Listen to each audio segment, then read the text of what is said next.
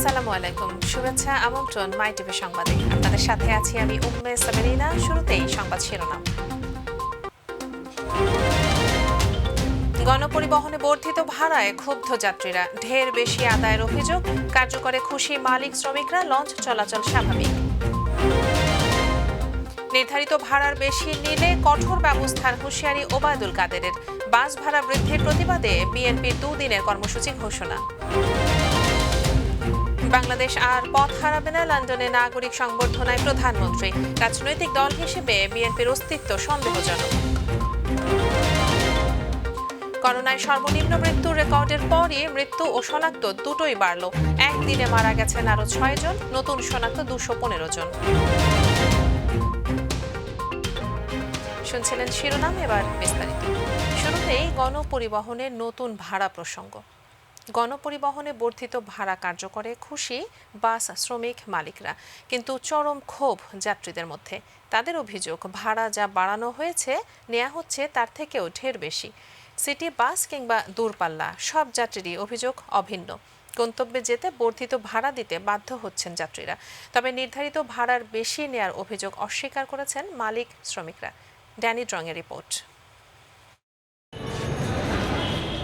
টানা 3 দিনের ভোগান্তির পর বর্ধিত ভাড়ায় সড়কে নেমেছে বাস, যাত্রীও উঠছে আগের মতোই।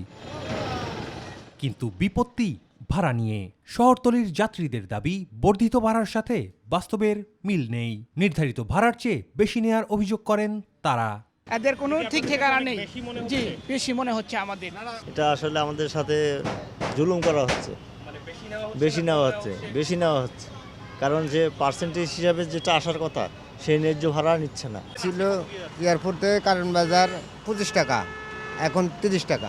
আগে নিত 25 টাকা, এখনও বলতেছে 30 টাকা। বর্ধিত ভাড়া নিয়ে যাত্রীদের সঙ্গে বচসার কথা জানান বাস চালক ও হেল্পাররা।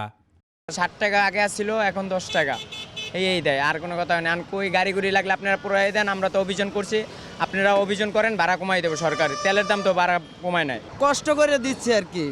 মানে না বলতেছে হ্যাঁ যে এত ভাড়া নিচ্ছেন কেন, আমি বলতেছি যে ভাই আমাদের তো সমস্যা না, আমাদের তো তেল বাড়াইছে, এই জন্য আমরা বেশি নিচ্ছি ভাই। ভাড়া নিয়ে দূরপাল্লার যাত্রীদের অভিযোগ আরও বেশি। 50 থেকে 100 টাকা ছাড়িয়েছে কোনো কোনো গন্তব্যের ভাড়া, আর বাধ্য হয়েই তা গুনতে হচ্ছে বলে জানান যাত্রীরা। ঢাকা থেকে নেত্রকোনা দূরত্ব 162 কিমি, 290 হওয়ার কথা ছিল যে জায়গায়, সে জায়গায় তারা 350 টাকা আদায় করতেছে। আগে কত ছিল? আগে 250 টাকা। হঠাৎ করে ভাড়া বাড়তি, এই 2-1 দিনের ব্যবধানে 220 টাকার জায়গায় 50 টাকা বেশি। এখানে আপনার 20 টাকা 30 টাকা বাড়াইতে পারতো, 50 টাকা বেশি, যেটা আপনার নর্মাল মানুষ হলে খুব কষ্টকর। তবে যাত্রীদের অভিযোগ মানতে নারাজ পরিবহন সংশ্লিষ্টরা। 1 লিটার তেলে যে 15 টাকা বাড়ছে, ওই হিসাবে যদি ভাড়া বাড়াইতে যায় তাহলে আরও বেশি আসে, কারণ এই 8 বছরের ভিতরে কিন্তু ভাড়া বাড়ে নাই। তো ওই হিসাব করে 1 টাকা আগে 42 পয়সা ছিল, এখন 1 টাকা 82 পয়সা করছে। তো ওই হিসাবে যেই ভাড়া আসে তার থেকেও 15 টাকা কম নিতেছে। আমাদের যে অন্যদের 4 ভাড়া আসছে, ওই ভাড়া ছেলে পাবলিক ওই আগের ভাড়াই বলে। যাত্রীদের সঙ্গে বাস স্টাফদের দ্বন্দ্ব নিরসনে ভাড়ার চার্ট চূড়ান্ত করার তাগিদ সবার।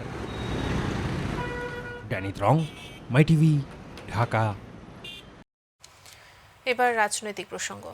নির্ধারিত ভাড়ার অতিরিক্ত ভাড়া যেন যাত্রীদের থেকে কোনোভাবেই আদায় করা না হয়, এ বিষয়ে পরিবহন মালিক শ্রমিকদের স্মরণ করে দিয়ে সড়ক পরিবহন ও সেতুমন্ত্রী ওবায়দুল কাদের বলেছেন, এ ব্যাপারে প্রতিশ্রুতি ভঙ্গ করলে জনস্বার্থে সরকার কঠোর ব্যবস্থা নিতে বাধ্য হবে। সকালে তার বাসভবনে ব্রিফিংকালে তিনি এমনই হুঁশিয়ারি উচ্চারণ করেন। ওবায়দুল কাদের এ সময় আরও বলেন, দেশের রাজনীতিতে দুর্বৃত্তায়নের অনুপ্রবেশ ঘটিয়েছে অগণতান্ত্রিক স্বৈর সরকার। তারাই রাজনীতিকে কলুষিত করেছে, আর এ দায় বিএনপি কখনো এড়াতে পারবে না।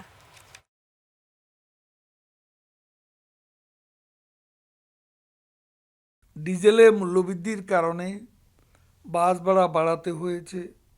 বর্ধিত এ ভাড়া জনজীবনে, বিশেষ করে নিম্ন মধ্যবিত্ত সাধারণ মানুষের উপর চাপ ফেলবে।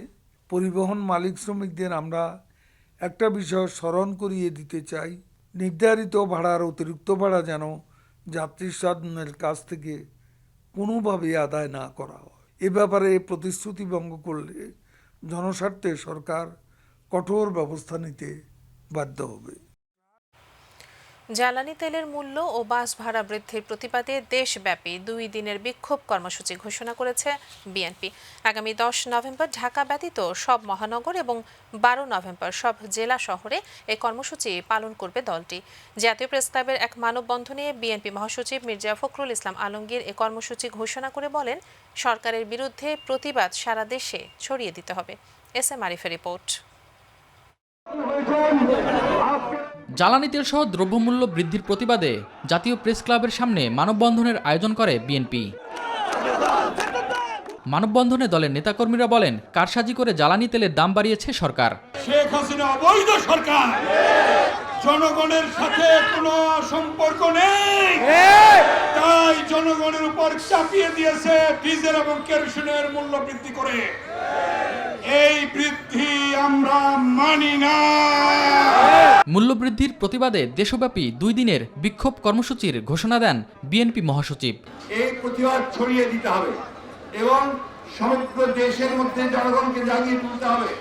এই আওয়ামী লীগ যতদিন থাকবে, জনগণ তত তাদের কষ্ট বাড়বে, তাদের ভোগান্তি বাড়বে, আরো অসহায় হবে, গরিব থেকে আরো গরিব হবে। আগামী 10 তারিখে দেশের মহানগরগুলোতে ঢাকা বাদ দিয়ে, যেহেতু ঢাকা আজকে হয়ে গেল, এই জ্বালানি তেল ও নিত্য প্রয়োজনীয় দ্রব্যের বিরুদ্ধে প্রতিবাদ সমাবেশ অনুষ্ঠিত হবে এবং 12 তারিখে সমস্ত জেলা সদরগুলোতে এই জ্বালানি তেল ও নিত্য প্রয়োজনীয় মূল্য বৃদ্ধির প্রতিবাদে আমাদের বিক্ষোভ সমাবেশ। এর আগে জাতীয় প্রেস ক্লাবে বিএনপি নেতা সাদেক হোসেন খোকার দ্বিতীয় মৃত্যুবার্ষিকীর অনুষ্ঠানে অংশ নেন মির্জা ফখরুল ইসলাম আলমগীর। আজকে বাংলাদেশের যে প্রেক্ষিত, এই প্রেক্ষিতে সাদেক হোসেন খোকা সাহেবকে সবসময় আমাদের মনে করা দরকার, তাকে অনুসরণ করা দরকার, তাকে অনুকরণ করা দরকার। তিনি কিন্তু কখনোই পিছু পা হননি। এস এম আরিফ, মাই টিভি, ঢাকা। জাতীয় পার্টির চেয়ারম্যান ও বিরোধী দলীয় উপনেতা জিএম কাদের বলেছেন, সরকার অযৌক্তিকভাবে ডিজেল ও কেরোসিনের দাম বাড়িয়েছে। তেলের দাম কমানোর দাবি জানানোর কথা উল্লেখ করে তিনি বলেন, সরকার উল্টো বাস ও লঞ্চের ভাড়া বাড়িয়ে মানুষের স্বার্থ বিরোধী অবস্থান নিয়েছে। এক ভিডিও বার্তায় ডিজেল কেরোসিনের বর্ধিত দাম কমানোর পাশাপাশি বর্ধিত ভাড়াও কমানোর দাবি জানান জিএম কাদের। সরকার অযৌক্তিকভাবে ডিজেল ও কেরোসিনের দাম বাড়িয়ে দিয়েছে। আমরা দাবি করেছিলাম তেলের দাম কমাতে, কিন্তু সরকার তেলের দাম না কমিয়ে উল্টো সড়ক ও নৌপথের ভাড়া বাড়িয়ে সাধারণ মানুষের স্বার্থবিরোধী অবস্থান নিয়েছে। প্রধানমন্ত্রীর সফর প্রসঙ্গ। বাংলাদেশ আজ বিশ্বে যে মর্যাদার আসনে পৌঁছেছে তা ধরে রেখে আরও এগিয়ে যাওয়ার প্রত্যয় জানিয়েছেন প্রধানমন্ত্রী শেখ হাসিনা। তিনি বলেছেন, বাংলাদেশের সার্বিক উন্নয়নে যে পরিকল্পনা তাঁর সরকার নিয়েছে তাতে বাংলাদেশ আর কখনো পথ হারাবে না। রোববার বিকেলে লন্ডনে আওয়ামী লীগ আয়োজিত নাগরিক সংবর্ধনায় দেয়া বক্তব্যে এসব কথা বলেন প্রধানমন্ত্রী। তিনি ভার্চুয়ালি সংবর্ধনায় বক্তব্য দেন। অবৈধ কর্মকাণ্ডের সাথে জড়িত থাকার কারণে বিএনপির শীর্ষ নেতৃত্বের সাজা হওয়ায় রাজনৈতিক দল হিসেবে ভবিষ্যতে দলটির অস্তিত্ব টিকে থাকার বিষয়ে প্রশ্ন তোলেন প্রধানমন্ত্রী শেখ হাসিনা। বলেন, বিএনপি জনগণের সম্পদ লুট করে বিলাসিতা করে, আর আওয়ামী লীগ জনগণের পাশে থাকে, জনগণের কল্যাণ চিন্তা করে। জাতির পিতাকে হত্যার পর জিয়াউর রহমানের হাতে হাজার হাজার সেনা কর্মকর্তা নিহত হয়েছেন জানিয়ে শেখ হাসিনা বলেন, ৭৫-এর পর কুর মাধ্যমেই দেশ চলত।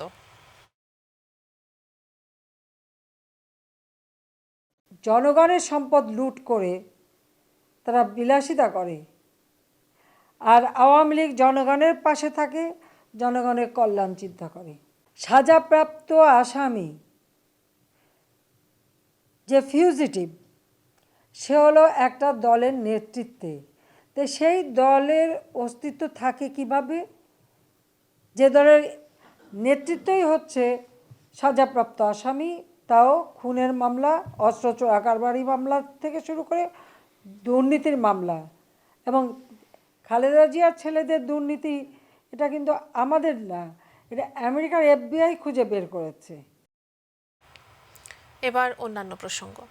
করোনায় মৃত্যু একজনে নেমে এসেছিল শনিবার। এটি ছিল 19 মাসের মধ্যে করোনায় একদিনে সর্বনিম্ন মৃত্যুর রেকর্ড। পরদিন রোববার মৃত্যু বেড়ে হয় 4 জন। আজ সোমবার মৃত্যু আরও বেড়ে হলো 6 জন। সেই সঙ্গে বাড়ল শনাক্তের সংখ্যাও। তবে শনাক্তের হার এখনও 2% নিচেই রয়েছে। গত 24 ঘন্টায় দেশে নতুন করোনা রোগী শনাক্ত হয়েছেন 215 জন। আগের দিন এ সংখ্যা ছিল 178 জন। এই 24 ঘন্টায় 16,812 জনের নমুনা পরীক্ষা করা হয়। পরীক্ষার বিপরীতে রোগী শনাক্তের হার 1.28%। আগের দিন এটা ছিল 1.17%। স্বাস্থ্য অধিদপ্তর জানিয়েছে এখন পর্যন্ত শনাক্ত রোগীর সংখ্যা 15,71,228 জন, আর মারা গেছেন 27,901 জন। গত 24 ঘন্টায় 6 জনের মৃত্যু হয়েছে। এর মধ্যে পুরুষ 3 জন এবং নারী 3 জন। মৃতদের 4 জনই ঢাকা বিভাগের, 2 জন মারা গেছেন খুলনা বিভাগে। বাকি 6 বিভাগে কারও মৃত্যু হয়নি। টেলিভিশনে বিজ্ঞাপনের রেট কমিয়ে দেয়া দুঃখজনক বলে উল্লেখ করেছেন বেসরকারি টেলিভিশন চ্যানেল মালিকদের সংগঠন অ্যাটকোর প্রেসিডেন্ট অঞ্জন চৌধুরী। বিকেলে রাজধানীতে অ্যাটকো আয়োজিত সংবাদ সম্মেলনে তিনি বলেন, করোনার কারণে এমনিতেই টেলিভিশন ইন্ডাস্ট্রির অবস্থা খারাপ। এমতাবস্থায় বহুজাতিক কোম্পানিকে বিজ্ঞাপনের রেট কমানোর চিন্তা পরিহার করে বরং ন্যূনতম 30% রেন্ট বাড়িয়ে দেওয়ার আহ্বান জানান অ্যাটকো প্রেসিডেন্ট। কেবল অপারেটরদের সঙ্গে রেভিনিউ শেয়ারিং এবং ডিজিটাল করারও দাবি জানান অঞ্জন চৌধুরী। আমরা আসলে আশঙ্কিত এবং এটা আমরা আসলে কোনোভাবে মেনে নিতে পারবো না যদি এই ধরনের কোনো চেষ্টা করা হয় যে বিজ্ঞাপনের রেট কমিয়ে দেওয়া। আমরা শুনেছি যে বলা হচ্ছে যে 20-30% রেট কমানো, সেখানে কোনোভাবেই আমাদের এই টেলিভিশনকে সচল রাখা সম্ভব না যদি এই ধরনের কোনো একটা আঘাত আমাদের উপরে আসে। স্পষ্ট জানিয়ে দিতে চাই যে আমরা ন্যূনতম আমরা চাই যে 30% আমাদের বিজ্ঞাপনের বাড়িয়ে দেওয়ার জন্য। বাংলাদেশ রেলওয়েতে প্রথম স্থাপিত হলো অটোমেটিক ট্রেন ওয়াশিং প্ল্যান্ট। সকালে রাজধানী কমলাপুর রেল স্টেশনে এর উদ্বোধন করেন রেলমন্ত্রী নুরুল ইসলাম সুজন। এ সময় তিনি বলেন, ভারসাম্যপূর্ণ যোগাযোগ ব্যবস্থা ছাড়া টেকসই উন্নয়ন সম্ভব নয়। তিনি আরও বলেন, 2024 সাল থেকে কমলাপুর স্টেশন মাল্টি মডেল হাবে পরিণত হবে, আর 2041 সালে অত্যাধুনিক রেল ব্যবস্থা চালু হবে বলেও জানান নুরুল ইসলাম সুজন। আরও জানাচ্ছেন জাহিদ আহমেদ বাবু। রেলের উন্নয়নের ধারাবাহিকতা অব্যাহত রাখতে বাংলাদেশ রেলওয়েতে এই প্রথম স্থাপন করা হলো অটোমেটিক ট্রেন ওয়াশিং প্ল্যান্ট। ট্রেনের ধোয়া মোছা কাজে যে সময়টুকু ব্যয় হয়, অত্যাধুনিক এই ওয়াশিং প্ল্যান্ট স্থাপিত হওয়ার ফলে এখন থেকে ট্রেন আসা যাওয়া করবে নির্দিষ্ট সময়ে। আমাদের এখানে আগে একটি র্যাক পরিষ্কার করতে প্রায় 20 থেকে 25 জন লোকের প্রায় 1 থেকে 1.5 ঘন্টা সময় লাগতো। এটি কেবলমাত্র 8 মিনিটেই একটি ফুল র্যাক পরিষ্কার করবে। এখন যে ডিজিটাল ওয়াশিং প্ল্যান্টও হয়েছে, এখানে 8 থেকে 10 মিনিট সময় লাগবে, পরিষ্কারও ভালো হবে এবং পানিও আমাদের অপচয় কম হবে এবং যাত্রীও হয়রানি হবে না। পরিবেশ বান্ধব ওয়াশিং প্ল্যান্ট উদ্বোধন করে রেলমন্ত্রী তুলে ধরেন রেলের উন্নয়নে সরকারের নানাবিধ সফল কার্যক্রম। আজকে এই যে ওয়াশিং প্ল্যান্ট, এটির আমি শুভ উদ্বোধন ঘোষণা করছি। রেলের নতুন নতুন প্রকল্প এবং রেলকে প্রত্যেকটি জেলার সঙ্গে সংযুক্ত করার জন্য, প্রত্যেকটি পোর্টের সঙ্গে সংযুক্ত করার জন্য আমরা রেলকে এগিয়ে নিচ্ছি। কমলাপুর রেল স্টেশন ও বিমানবন্দর স্টেশন 2024 সাল থেকে মাল্টি মডেল হাবে হিসাবে পরিণত হবে বলে জানান নুরুল ইসলাম সুজন। আগামী 24 সাল থেকে মাল্টি মডেল হাব, যেটা ইতিমধ্যে জাপানের সঙ্গে আমরা চুক্তিবদ্ধ হয়েছি এবং এটি এবং শাহজাহানপুর থেকে শুরু করে এই এরিয়া, এই যে আমাদের যে এখানে যেটা আইসিডি আপনার টার্মিনাল আছে, সমস্ত এরিয়াকে নিয়ে নূতনভাবে আমাদের রেল আজকে আপনার এটি হতে যাচ্ছে। রেলের জনবল বাড়িয়ে 2041 সালের মধ্যে অত্যাধুনিক রেল ব্যবস্থার অন্তর্ভুক্ত আনা হবে বলেও জানান তিনি। আগামী 41 সালের মধ্যে বাংলাদেশ একটি অত্যাধুনিক রেল ব্যবস্থার অন্তর্ভুক্ত হবে বলে আমরা আশা করছি। আমরা নিয়োগ প্রক্রিয়ার দিকে এগিয়ে যাচ্ছি। আগামী 2-3 বছরের মধ্যে প্রায় 25,000-এর মতো লোক বল আমরা এই রেলে আমরা নিয়োগ দিতে পারব। জাহিদ আহমেদ বাবু, মাই টিভি, ঢাকা।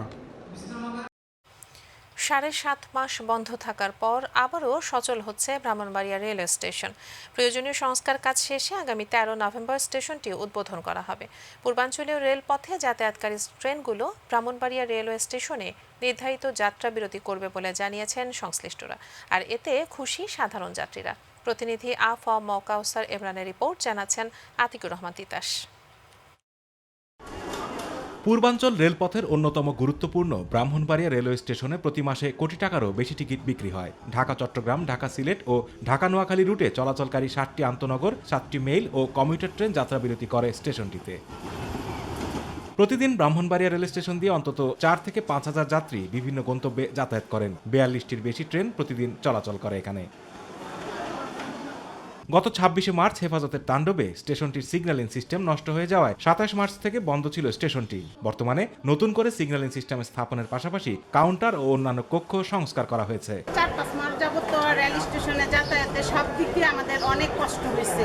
তো এখন 13 তারিখ থেকে যদি সবগুলো ট্রেন ইয়ে করে আমাদের সবারই সুবিধা হবে। অনেক দিন ধরে ট্রেনে আসা যাওয়া করতে পারতেছে না, খালি একমাত্র একটা ট্রেনই যাত্রী অনেক। আগামী 13 নভেম্বর স্টেশনটির উদ্বোধনের কথা রয়েছে, ফলে প্রায় 7.5 মাসের ভোগান্তি লাঘব হবে এই রুটের যাত্রীদের। রেল স্টপেজগুলো আবার নতুন করে উদ্বোধন করতে যাচ্ছে, তো সেক্ষেত্রে আমরা খুব আনন্দিত। জনগণের ভিতরে একটা আনন্দ উল্লাস জেগে আছে। সকল প্রতিকূলতা কাটিয়ে আগের মতোই স্বাভাবিক গতি ফিরে পাবে ব্রাহ্মণবাড়িয়া রেল স্টেশন বলে মনে করেন সংশ্লিষ্টরা। হেফাজতের তাণ্ডবের কারণে এই ট্রেন বন্ধ ছিল। গত আগস্ট মাসের অক্টোবর মাসের 15 তারিখে 6 জোড়া ট্রেন চালু হয়েছে, যার পরিপ্রেক্ষিতে তিতাস, পারাবত এবং লোকাল ট্রেন ওই সুরমা মেল, নোয়াখালী এক্সপ্রেস, এই 6 জোড়া ট্রেন চালু হতে মানুষের কিছু দুর্ভোগ লাভ হয়েছে। আতিকুর রহমান তিতাস, মাই টিভি। নোয়াখালীর বেগমগঞ্জ চৌমোহনীর মন্দিরে হামলা ও লুণ্ঠনের ঘটনায় রাজধানীর ড্যামরা সহ বিভিন্ন জেলা থেকে 4 জনকে গ্রেপ্তার করেছে র্যাব। তাদের কাছ থেকে উদ্ধার করা হয় লুণ্ঠিত মন্দিরের পূজার বিভিন্ন সামগ্রী। রাতে অভিযান চালিয়ে তাদের গ্রেপ্তার করা হয় বলে জানিয়েছে র্যাবের আইন ও গণমাধ্যম শাখার পরিচালক কমান্ডার খন্দকার আল মঈন। দুপুরে কারওয়ানবাজার মিডিয়া সেন্টারে আয়োজিত সংবাদ সম্মেলনে তিনি এসব কথা জানান। এছাড়াও কক্সবাজার কুতুপালং এলাকায় সন্ত্রাসীদের গোপন আস্তানায় অভিযান চালিয়ে অস্ত্র ও অস্ত্র তৈরি সরঞ্জাম সহ 3 জনকে গ্রেপ্তার করেছে বলেও জানান তিনি। সাম্প্রতিক সময়ে চৌমোহিনী মন্দিরে হামলা ও লুটপাটের সাথে জড়িত মোহাম্মদ মনির হোসেন উর্ফে রুবেল, মোহাম্মদ জাকির উর্ফে রাব্বি এবং রিপন এবং নাজমুল, তাদের নিকট হতে মন্দির হতে লুণ্ঠিত পূজার সামগ্রী উদ্ধার করা হয়। গ্রেফতারকৃত রুবেল, রাকিব, রিপন ও সোহাগ বিভিন্ন পেশায় জড়িত এবং এদের মধ্যে অনেকের নামে ইতিপূর্বে বেগমগঞ্জ থানায় ছিনতাই মামলা রয়েছে। সাভারে ই-কমার্স প্রতিষ্ঠান ইভ্যালির ওয়্যারহাউস সিলগালা করে দিয়েছে হাইকোর্ট গঠিত পরিচালনা কমিটি। প্রতিষ্ঠানটির দায় ও সম্পদ পরিস্থিতি সরেজমিনে দেখতে দুপুরে সাভারের আমিনবাজারে ভাড়া করা ওয়্যারহাউস পরিদর্শন করেন আপিল বিভাগের সাবেক বিচারপতি HM শামসুদ্দিন চৌধুরী মানিকের নেতৃত্বে গঠিত পরিচালনা কমিটির 5 সদস্য। পরে সাংবাদিকদের সাথে আলাপকালে HM শামসুদ্দিন চৌধুরী মানিক জানান, গত 22 সেপ্টেম্বর ইভ্যালির স্থাবর অস্থাবর সম্পত্তি বিক্রি ও হস্তান্তরে নিষেধাজ্ঞা দিয়েছেন হাইকোর্ট। প্রতারিত গ্রাহক ও মার্চেন্টের স্বার্থ সুরক্ষায় নিবিড়ভাবে কাজ করছে হাইকোর্ট গঠিত নতুন পরিচালনা কমিটি। আজকে ভিডিও করে নিয়েছি, বাইরের থেকে যতটুকু দেখা যায় বাক্সগুলো, কিন্তু আমরা তো ভিতরে ইনভেন্টরি করার তো সেই। সিলেট ওসমানী আন্তর্জাতিক বিমানবন্দরে দুবাই ফেরত বিমান যাত্রীর কাছ থেকে 6 কেজি 148 গ্রাম ওজনের 38টি স্বর্ণের বার ও একটি স্বর্ণের চাকতি উদ্ধার করেছে বিমানবন্দর কাস্টমস। ওই যাত্রীর বাড়ি মৌলভীবাজার সদর উপজেলার নাজিরাবাদ এলাকায়। বিমানবন্দর কাস্টমস কর্তৃপক্ষ জানায়, সকাল 7:58 বাংলাদেশ এয়ারলাইন্সের BG248 বিমানটি বিমানবন্দরে অবতরণের পর যাত্রী নরেন্দ্রনাথের গতিবিধি সন্দেহজনক হওয়ায় তাকে জিজ্ঞাসাবাদ করে কাস্টমস। প্রথমে অস্বীকার করলেও এক পর্যায়ে লাগেজে স্বর্ণ রয়েছে বলে স্বীকার করেন তিনি।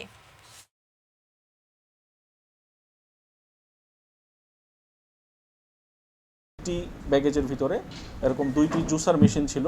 জুসার মেশিনের ভিতরে খুব কৌশলে লুকায়িত অবস্থায় 38 পিস স্বর্ণের বার এবং একটি স্বর্ণের চাকতি উদ্ধারপূর্বক আটক করা হয়। একই সাথে উক্ত যাত্রীকেও আটক করা হয়েছে। উদ্ধারকৃত স্বর্ণের মোট পরিমাণ 6 কেজি 148 গ্রাম, যার বাজার মূল্য আনুমানিক 3.5 কোটি টাকা। পুলিশ নিয়োগে স্বচ্ছতা এসেছে বলে মন্তব্য করে আইজিপি বেনজির আহমেদ বলেছেন, পুরনো নিয়োগ প্রক্রিয়াকে সংস্কার করা হয়েছে। আগামী 2041 সালের মধ্যে বাংলাদেশ ধনী ও আধুনিক দেশে পরিণত হবে জানিয়ে তিনি বলেছেন, সেই সময় সমাজ, রাষ্ট্র কাঠামো এবং জনসাধারণের চাহিদা বিবেচনায় এখন থেকেই দক্ষ পুলিশ বাহিনী গড়ে তোলার কাজ শুরু হয়েছে। দুপুরে নওগাঁ শহরের ডিগ্রির মোড়ে পুলিশ শপিং মল ও বিপি রেস্টুরেন্ট অ্যান্ড ক্যাফে উদ্বোধনে এসব কথা বলেন বেনজির আহমেদ।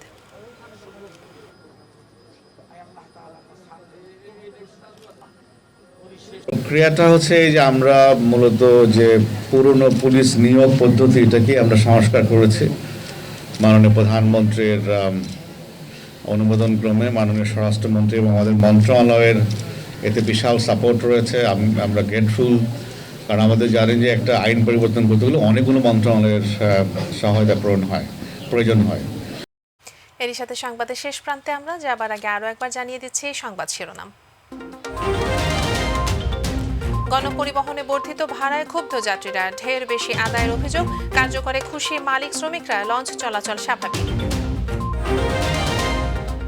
নির্ধারিত ভাড়ার বেশি নিলে কঠোর ব্যবস্থার হুঁশিয়ারি ওবায়দুল কাদেরের। বাস ভাড়া বৃদ্ধির প্রতিবাদে বিএনপির 2 দিনের কর্মসূচি ঘোষণা। বাংলাদেশ আর পথ হারাবে না, লন্ডনে নাগরিক সংবর্ধনায় প্রধানমন্ত্রী।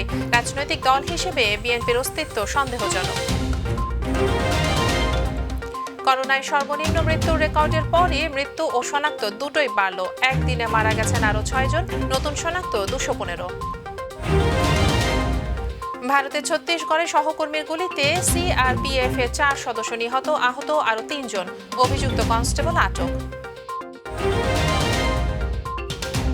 শ্রীলঙ্কায় অতিবৃষ্টিতে পেছালো 4 জাতীয় টুর্নামেন্টে বাংলাদেশ সিশেলসের ম্যাচ। জয় দিয়ে আসর শুরু করতে চান জামাল ভুঁইয়ারা। এতক্ষণ সঙ্গে থাকার জন্য ধন্যবাদ। পরবর্তী সংবাদ রয়েছে রাত 9টা বেজে 30 মিনিটে। দেখার আমন্ত্রণ জানিয়ে বিদায় নিচ্ছি আমি উম্মে সাবেরিনা। আল্লাহ হাফেজ।